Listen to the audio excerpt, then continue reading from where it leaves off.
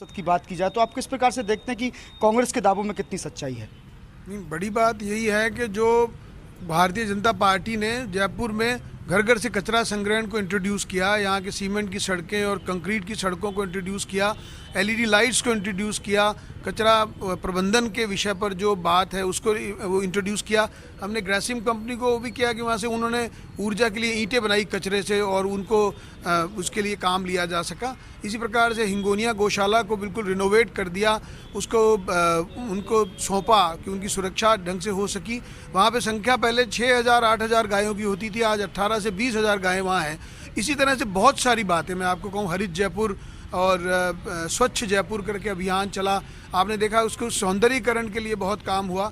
आमेर विकास प्राधिकरण का गठन सरकार ने किया भाजपा की, उसके बाद में आपने देखा आमूलचूल परिवर्तन हो गया, लाइटिंग हुई और शहर की रोशन सड़कों पर सफाई और साफ़ सुथरी में टूरिज़्म को बढ़ावा मिला।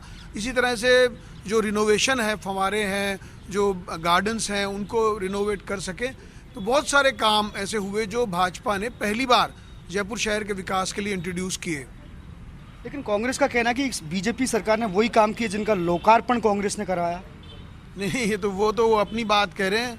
अभी स्थिति ये है कि जितने काम का हो गया था सर्टिफिकेशन पहले, उसमें उद्घाटन अभी गहलोत जी कर रहे हैं। कोई आपने ये भी देखा, तो जो भी कोई बात थी वो कुछ नई चीज़ इंट्रोड्यूस उन्होंने क्यों नहीं बता सकते वो।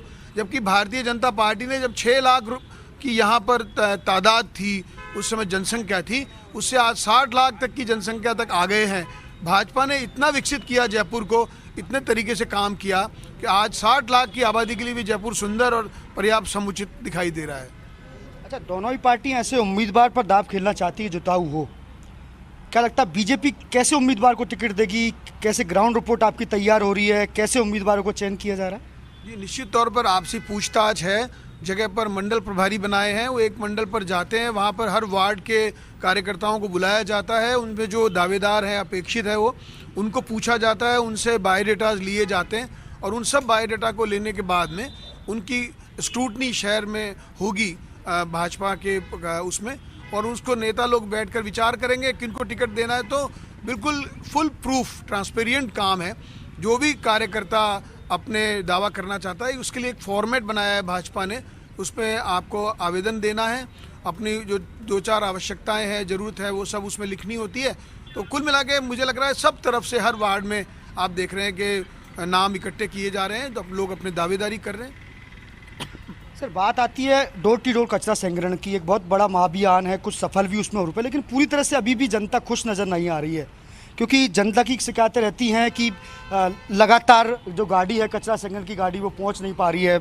आप उपमहापौर रहे हैं, तो कितना चैलेंज रहता है शहरी विकास को लेके, लगातार गाड़ियां पहुंचना, उसको लेके? देखिए, बात यह है कि जब तक उस ठेकेदार को भुगतान नहीं करेंगे, उसके साथ बेईमानी करेंगे, तो वो काम ढंग से नहीं करेगा। आपने ये भी देखा, बीजेपी ने इस चीज़ को इंट्रोड्यूस किया था, और जब इसको इंट्रोड्यूस किया उसके बाद में इसकी समुचित व्यवस्था करी, इसको शिद्दत से लागू किया। आपने देखा, समय पर गाड़ियां आई, उनको पैसे भुगतान किए गए, वो टंचिंग ग्राउंड गई, उससे पहले उसको कंपोस्ट करके गया उसको कंपोस्ट खाद में इनमें इस्तेमाल किया। ऐसे बहुत सारे प्रोजेक्ट बीजेपी ने बनाए थे, उनको इंट्रोड्यूस किया था, लेकिन बीच में जैसे ही कांग्रेस पार्टी की सरकार आती है, वो सब बेकार हो जाता है और सब नए सिरे से शुरू करना पड़ता है। लेकिन आम जनता तो कई बार ये कहती है, चाहे बीजेपी की सरकार हो, चाहे कांग्रेस की सरकार हो, हालात जस के तस ही रहते हो। उसको लेकर क्या लगता है, आपको कुछ और नई चीज़ करने वाले? नहीं, ये बात तो सही है, कंटिन्यूंसी बहुत ज़रूरी है। जो गीला और सूखे कचरे का सेग्रेशन ज़रूरी है, और जो भी कोई इसके लिए आप कहेंगे कि ठोस कचरा प्रबंधन है, सॉलिड वेस्ट मैनेजमेंट, उसकी पूरी नॉर्म्स को पालना करनी चाहिए। इसी तरह से जो वाटर वेस्ट मैनेजमेंट है, वाटर हार्वेस्टिंग जिसको कहते हैं, उसके बारे में भी कांग्रेस सरकार ने कोई काम ढंग से नहीं किया। उन्होंने बात करी थी कि हम नगरीय विकास का कर माफ़ कर देंगे, वो भी काम उन्होंने नहीं किया। तो ऐसे तो बहुत सारी बातें हैं कि कांग्रेस पार्टी ने अपने वादों पे गड़बड़ कर दी। उन्होंने कहा बिजली के दाम नहीं बढ़ाएंगे, और आप देख रहे हैं कि कोरोना काल में बिजली के बड़े बड़े बिल वसूल किए जा रहे हैं।